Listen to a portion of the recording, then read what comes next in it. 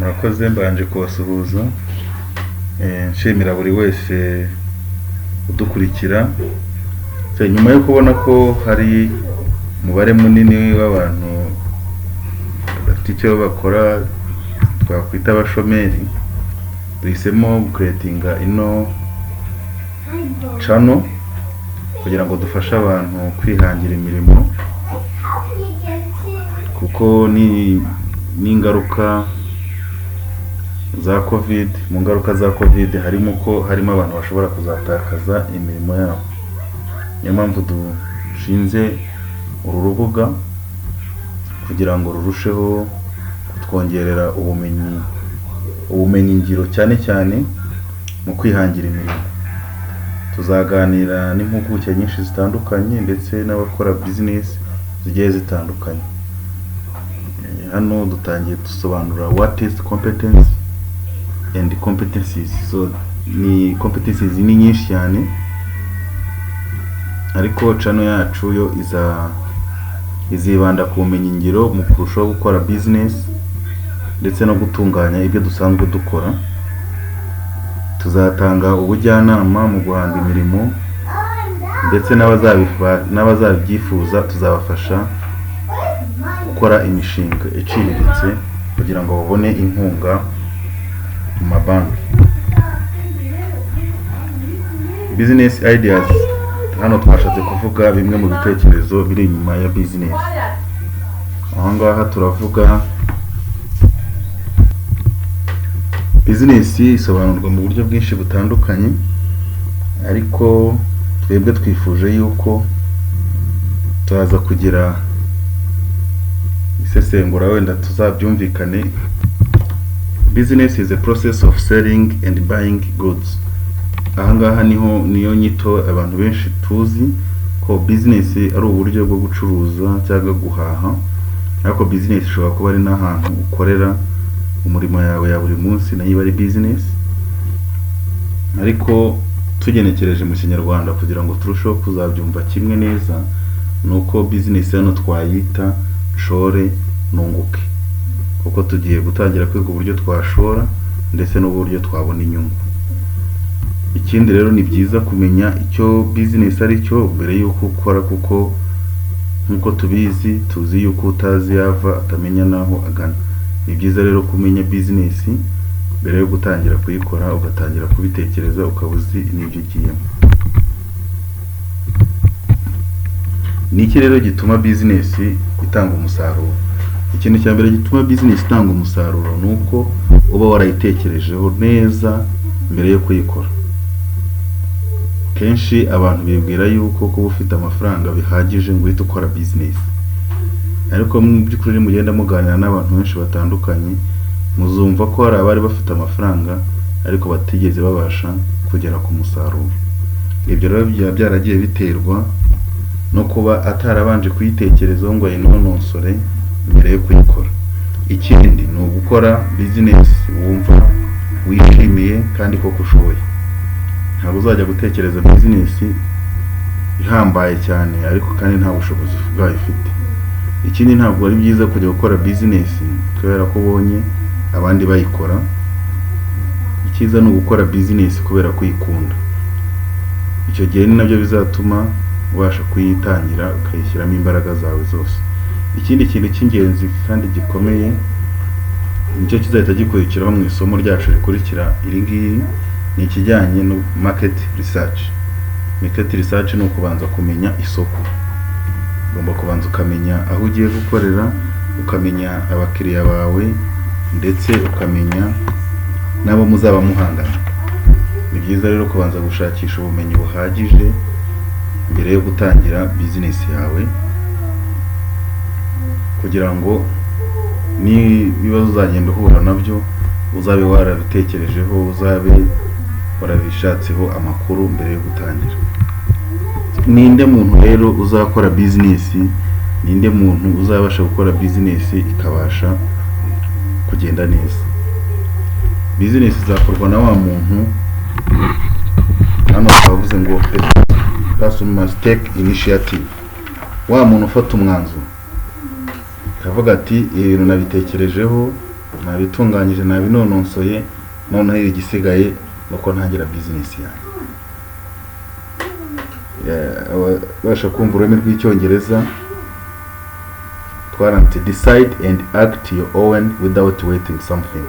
Ukahita ushyira mu bikorwa umushinga wawe ntacyo utegereje, kuko ushobora kuzatinda gushyira umushinga wawe mu bikorwa hakagira n'uzawumva uri kuwuganiraho akahita agenda akawukora wowe utarawushyira mu bikorwa. Ikindi wenda abo twakwita ba rwiyemezamirimo cyangwa business person agomba kuba ari optimistic, ubanga akaba azibona ko ibintu byose bizacamo, ko ibintu byose bizagenda neza, ndetse akanibwira yuko hari n'ibitangaza bishobora kuzaba, ndetse ko ashobora no kuzakora ibigoye. Nicyo gihita gikurikiraho twavuze ngo brave. Uwo muntu agomba kuba afite imbaraga, ari afite courage zo gukora icyo kintu ashaka gukora, yiteguye no gukora ibidashoboka kandi akabikora nta bwoba kugira ngo agere ku ntego ye. Ikindi, umuntu uzajya muri business kugira ngo igende neza agomba kuzaba ari organized. Bisobanuye ko agomba kuba ari umuntu utegura neza, agashyira ibintu ku murongo, ntagira akavuyo. Abantu benshi bakora business ariko ugasanga kano kantu barakabura, akantu ko planning ibintu neza, gushyira ibintu ku murongo ni ikintu cy'ingenzi. Ikindi kandi, umuntu ukora business agomba kuba inyangamugayo. Twese turabizi no mu buzima busanzwe umuntu utafite ubunyangamugayo ntagirirwa icyizere. Iyo rero ufite ubunyangamugayo, uvugisha ukuri, bituma n'abantu ukorera n'abo uzakuraho ibicuruzwa, n'abo uzaha ibicuruzwa cyangwa uzaha serivisi bazakugirira icyizere, bityo na business yawe izabasha gucamo neza. Si ibyo gusa, kuko kandi umuntu ugiye gukora business agomba kuba umuyobozi. Kenshi dukora business ugasanga ufasha umuntu yamushyizemo gaterera iyo, niba ari amafaranga azajya kuguha ku munsi cyangwa ku kwezi ukayabona ukumva ko ibyo bihagije, ariko ntabwo byakabaye ari ibyo gusa. Ugomba kuba responsible, ukazajya controlling ibintu byose, kuko nkuko tuzabibona mu masomo azakurikira, ntabwo business ari amafaranga yinjiye gusa cyangwa se amafaranga yasohotse gusa. N'ibikoresho byawe burya biba bifite agaciro kandi nabyo biba bigomba kwitabwaho. Niyo mpamvu rero umuntu agomba kuba umuyobozi, akazajya agenzura ibyo bakora n'uburyo babikoramo byose. Ikindi, agomba kuba ari self motivated. Aha ni ukuvuga ngo wowe ubwawe kwibwiriza, ntuzategereze ko abakiriya bazakubaza serivisi cyangwa product udafite. Nawe ugomba kuba waribwirije ukavuga uti ejo cyangwa ejo bundi byazagenda gute, ukikoresha. Nicyo tuvuga self motivated. Akaba mbese ukumva yuko ugomba guhora nawe hari uburyo wongeramo akabaraga. Ikindi, ugomba kuba problem solver. Ugomba kubanza kuba problem solver, no kuvuga ngo ushaka umuti w'ibibazo biri muri society. Ibi ngibi abantu bakunda gukora ama software, computer software, barabizi cyane ko akenshi bajya gukora software bashingiye ku bibazo biri muri society kugira ngo babafashe kubikemura.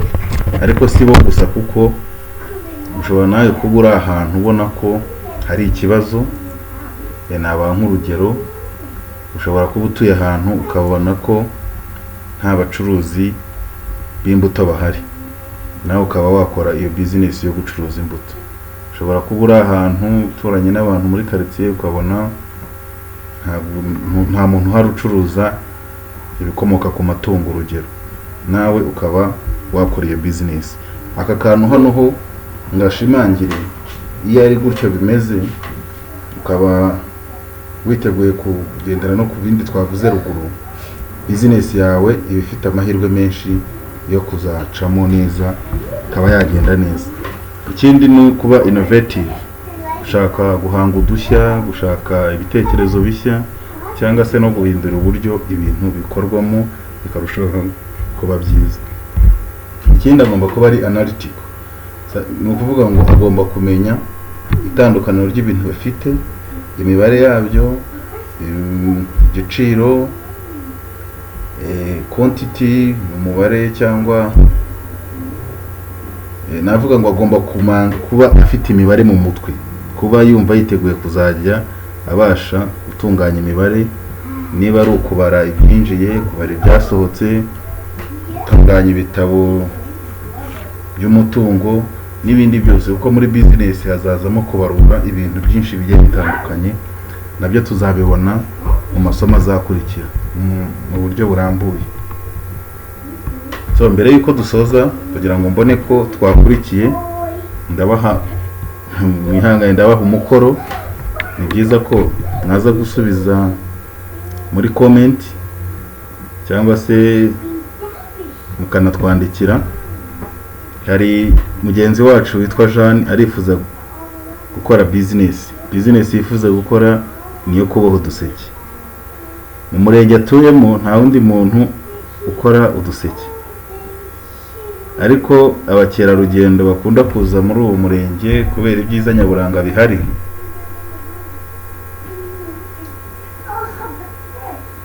ikindi kandi Jean ari gutekereza aho azakura igishoro. Ikibazo rero kiragira kiti, iyi business murabona yatanga umusaruro? So mukasubiza munatwereka impamvu ku bisubizo byanyu. Ikindi kikabaza ngo ni izihe nama wagira Jean kugira ngo arusheho gutegura umushinga we neza. Ababishobora mwaza kuza kudusubiza muri comment. So dusoza rero nkuko nabibabwiye, nakanongere mbashimire ko twabanye muri iri somo. Masabe mukomeze mukande subscribe, mukore na share. Ikindi mushobora no kuduhamagara kugira ngo tubagire inama cyangwa se tube twabaha n'ibitekerezo bindi bigiye bitandukanye. Kandi mushobora kudukurikirana kuri page yacu ya Facebook, mushobora gusacinga competence based ku bakoresha Facebook mukamwatubona. Nkuko twabibabwiye rero, tuzagerageza gutanga amasomo atandukanye kuri business, aho dushaka guteza imbere ubukungu.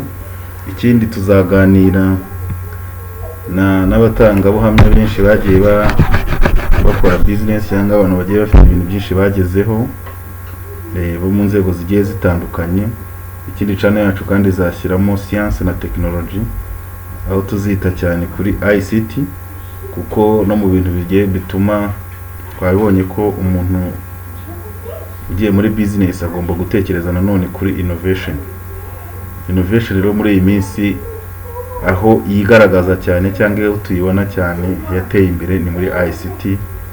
Tuzagana no ku zindi science, ariko kandi dushobora no tuzasura amashuri, cyane amashuri atanga ubumenyi ngiro, kugira ngo n'abanyeshuri tuganire nabo twumve icyo batekereza kuzakora, noneho n'abandi bagira ibibazo bashidikanya ku bumenyi, nabyo ibyo bibazo tujye tubibabariza ku bumenyi butangwa mu mashuri, nabyo tuboneho umwanya wo kubibaza. So murakoze, ndabashimiye, mukomeze mugire ibihe byiza.